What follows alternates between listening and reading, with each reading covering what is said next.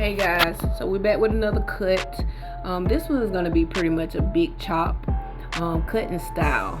So we're going to pretty much start with just debulking. So I like to start with debulking with the shears, just because whenever you're going in and you want to use clippers towards like the bottom, you want to make sure most of that hair is gone, so you kind of see what you're doing, what direction your clipper is going in, and honestly how much hair you're taking off. And you also want to be able to see the head shape and like maybe some imperfections that the client might have before you go in with those clippers and just take the hair all off, right? So that's what I'm doing here. I'm just basically playing it safe, not only for myself but for my client as well, just because I really did not know how much she wanted to take off. She was like, just do whatever you want to do, but I don't think that all clients mean that. You do have some that mean it, but a lot of clients, that do whatever you want to do is just like, okay girl, I trust you, but don't mess me up, right? So this is one of those cases. When she came in, she was like, girl, I just want it all cut off, just do whatever. So like I said, I'm here and I'm playing it safe, just making sure that I'm gradually going shorter so I don't take all of her hair off. Yeah. So doing that consultation thoroughly is very, very, very important, but also during the process, informing your client of what's going on, what you're doing, what you're planning to do is also important as well, because it's going to just put them in a state of comfort and not a state of, okay, I don't know what to expect. So, yeah.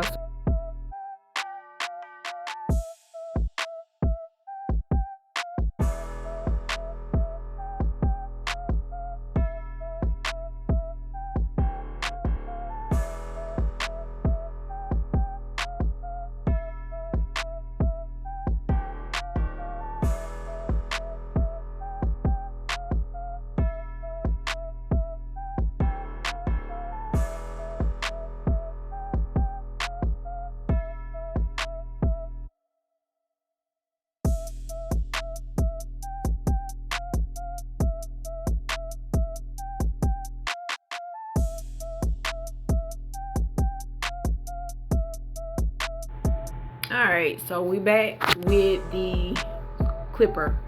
So now you see I'm going up against the growth pattern of the hair with the clipper. If you're looking closer, I have my lever open. I think this is like a 4 guard. The reason why I start so long, guys, is because I like to play it safe.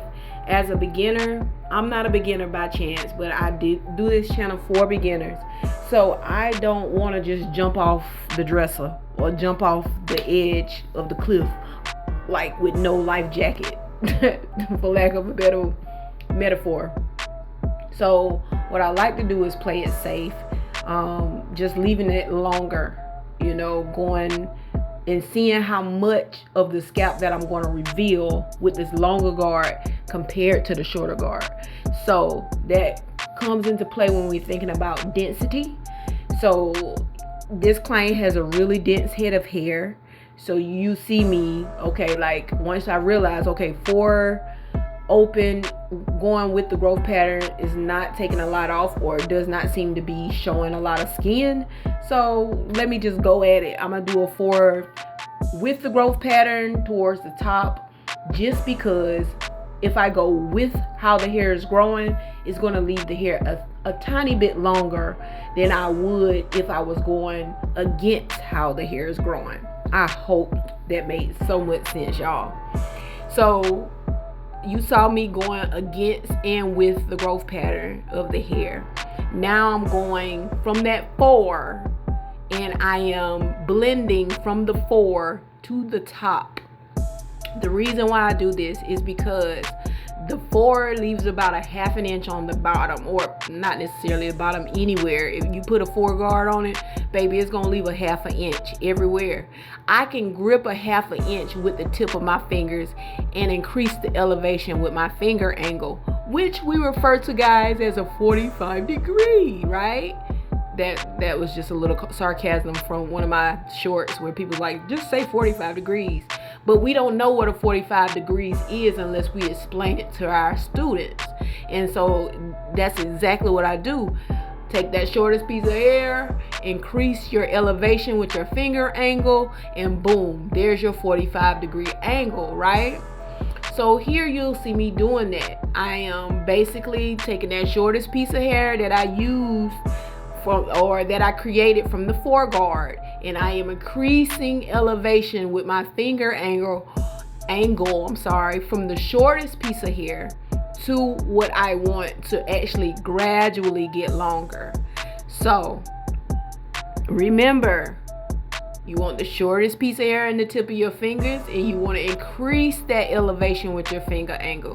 If you don't have the shortest piece of hair in your fingers and your finger angle is elevated, then you don't have your proper guide, and it's not going to blend. You're going to have a weight line, and which is totally fine if that's what your client wants. But if you want to create a blend from short to long with a nice blended transition where you don't see a lot of weight, please understand you have to create graduation between the shortest piece of hair and the longest piece of hair, right? I hope that made sense for y'all. I'm not being sarcastic. I just wanted to break it down because I do know some of my students have a hard time understanding what a 45-degree angle looks like on different types of hair. Now, does a 45-degree angle look the same on everybody? No, it doesn't. It depends on where you're working at on the head. So now, if I am working at the occipital or above the occipital, that 45 degree is going to be looking a little bit differently if I started that 45-degree angle at the nape, right? Or around the ear. So all 45-degree angles don't look like 45-degree angles. So sometimes that's why we have to explain it in the way that we do. And I hope I didn't draw that comment out too far. You know what I'm saying? So hey, sorry. Anyway, back to the cut. So we're here, and what I'm doing is I'm basically going in and I'm creating some graduation towards the front of the hair, because what I want is it's shorter in the back and it's slightly longer in the front. So what you're going to be doing is what you're going to see me doing is taking the hair from the front and over directing it towards the back. I always point cut. I don't care what I'm doing. For the most part, I'm going to point cut the hair starting out because I want to work smarter and not harder, right? So I like to point cut. That's just my thing. I'm just a point cutter, and if you don't see me point cutting, then it's a reason, okay? So like I said, here, if you want to keep the length in the front, guys, we got to over direct towards the back. We have to do that, right? So that's just gonna leave that gradually longer front. I'm back here, and we're going back with our clipper, and we're going to take more weight out of the bottom. As you can see, I did not go up into where my forehead is. If you can see the weight in the haircut and how it gradually starts to change, I am not going up towards where the weight line is. I am working below that weight line, and what I'm going to do is what I know as a reverse fade. So instead of using the 4 at this point, I'm going to pop on my 3 and then work my way down to my 2 and then eventually my 1. But you will see me constantly get lower and lower towards the nape.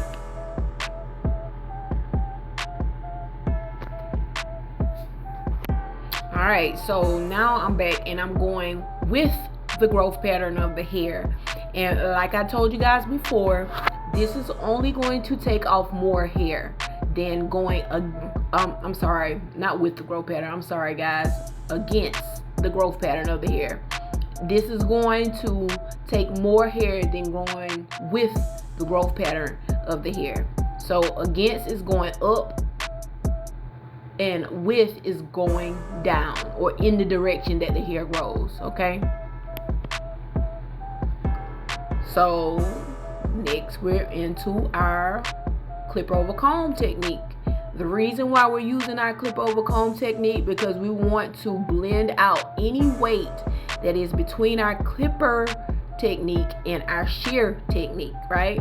We want to go in between those two techniques and remove any lines or any bulk or any weight from that area, right? So the best way I can do that, if my hands or my fingers are too big to grab pieces of hair in between my short and my long piece, what I can do is pull out my comb, and my comb is going to do the work that my finger would do. And what I'm going to do is maintain that same amount of elevation in the comb as I use in my finger angle.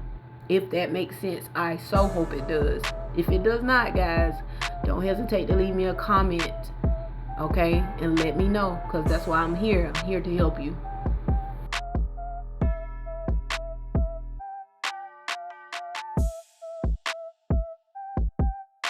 So I want y'all to pay attention to this. As you can see with this comb, it's a little bit easier for you to see that I'm keeping the elevation in the comb. So I am anchoring the tip of the comb where the teeth are, and then I'm elevating the body of the comb just to create that elevation. I hope y'all saw that. So I so hope y'all saw it. And then here, basically the same thing, but on the other side. So I want y'all to understand also that one side is a little easier to do than the other. I'm so sorry, my hand is in the way and y'all can't see it like I want y'all to. I'm going to work on getting my videos so I can see it, y'all can see it too. But just making sure you maintaining the elevation in your comb is the most important when you're doing your clip over comb technique. All right. Yep. So I'm back right here, and what we're doing is I'm not even touching her scalp with the 1.5. I think that's a 1.5. I'm not even touching the scalp. I'm not going down to the scalp. It's just like a little freehand method that I use. Don't try that unless you're ready, okay? And I just want to put that disclaimer in there. So here we're going to mold her hair down. It's been a while since she had a relaxer, so I had to use like a lot of mold.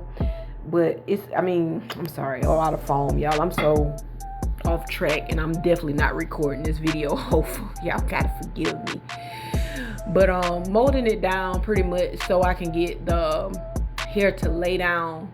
So whenever it dries, it dries on a more smoother side and more in the direction that I would like it to, in more of the direction that I would like to curl it. Okay, so basically establishing her part and establishing the design of how I actually want to curl her hair.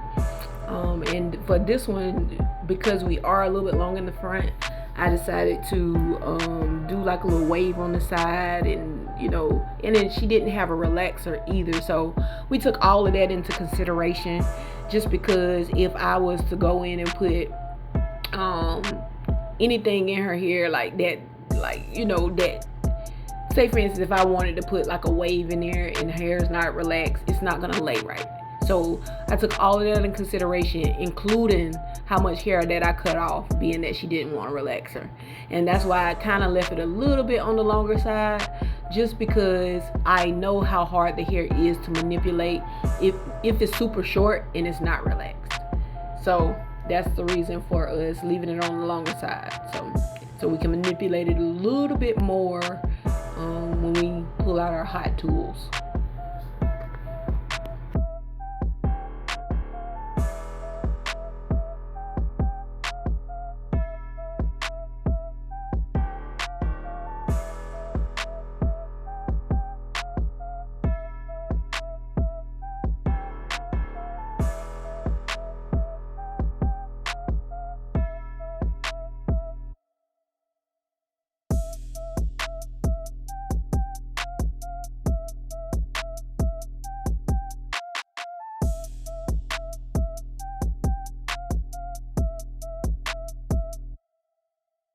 So one thing I want to point out is, like, you will see me like slow down when it comes to molding the hair. You guys, do not know how important, and some of you do, molding the hair down for a short hairstyle is. It is so very important that you mold this hair down properly, especially if you're trying to create like a soft wave. You want to mold that hair down properly. You don't want to just throw foam on it and just put it, like just wrap it and put her up under the dryer. You want to properly mold the hair down, just because you want it to be an even, not necessarily even, but a smooth glide whenever you put that flat iron in there, or that curling iron, or whatever tool you're using. You don't want any obstruction from what you're trying to do. So molding that hair down, take your time. Alright, so we back, and we are just lining her up, and we're going to just do some little finishing touches before I get into the real quick snippet video. So this is just basically my detail work. As y'all already know, I am big on detail. Detail is your most important part of your haircut. I don't know how much I can express that to get you to understand. Slow down and pay attention to your details, because at the end of the day, that is what is going to be the quickest thing to grow out on your client. You know what I'm saying? Like, because that is the shortest part that we're taking. So what I mean by that is, being that I'm going on her hairline at this moment, and we're creating that hard line, where that hard line is, that is going to be the very first part that she sees to grow out. Only because the hair is shorter and it's completely gone. Whereas on the top, she might not notice that it's too long, or getting too long, because the hair is longer and there's more hair there. But where hair is shorter, clients notice really soon how quick that hair grows out. So let's be mindful of detailing, guys. Slow your work down, detail, because your clients will appreciate you for that.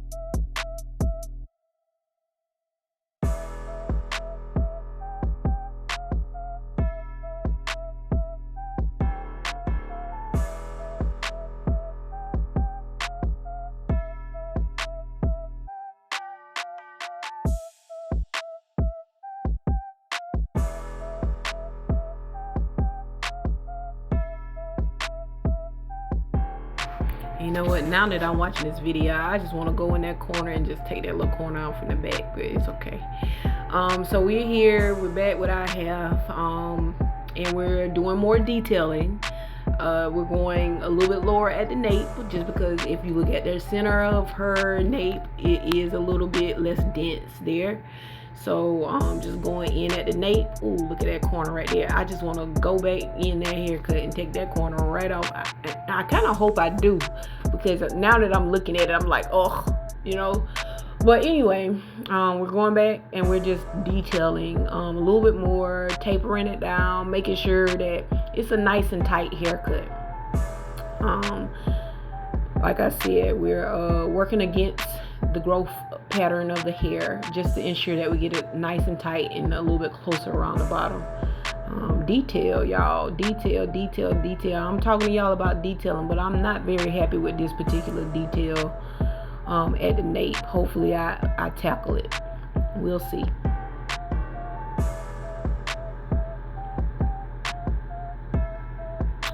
So yup, we pretty much still trying to go back in. We're blending out, making sure that we are just finishing up the haircut, tying everything together. I see a lot of things that I want to go back and perfect. What I do want to bring to your attention is I did this haircut like 2 or 3 years ago. So this is video I'm just posting. I know I'm so slack sometimes, but that just goes to show that I'm not perfect and nobody is. And if you have something that you're working on, you don't have to be perfect to show it.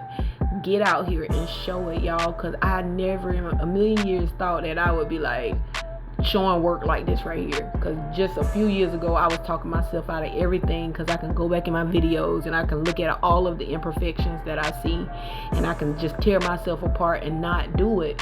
But it's helping somebody, you know. Like, even if I have seasoned stylists on here that don't feel like I'm doing the best that I can or better than them, I truly feel in my heart is helping somebody. So I'm doing my part. You know what I'm saying? I'm doing my part. So don't be afraid to post your work. You know what I'm saying? And have people to criticize it constructively. It's okay. I don't take anything people say on these platforms to heart, because none of them know me, number one. And number two, look, I'm just out here trying to do what everybody else trying to do. We trying to get a little bit of money. That's it. Okay? So yeah. So y'all, this is the end of the video. And this is the fast part. You saw everything. You did not see me curl it, because of course I always miss the curling part, because I'm just so into it. By the time I get to the curling part, I don't even think about restarting the camera. But here we go. And I want y'all to see this end result. It turned out so wonderful. Thank y'all for watching. I appreciate each and every one of you for watching, for sticking, for staying, for subscribing. Man, if you know somebody that's in Cosmo School and needs somebody to not necessarily mentor them, but kind of help them, push them along, please tell them to subscribe to my channel. And if they in South Carolina, tell them, hey, hit up Paul Mitchell. We got you. Okay? What y'all think? This is our end result. So tell me what you think, from short to long. Please tell me what you think. I love it. Thank you. Bye.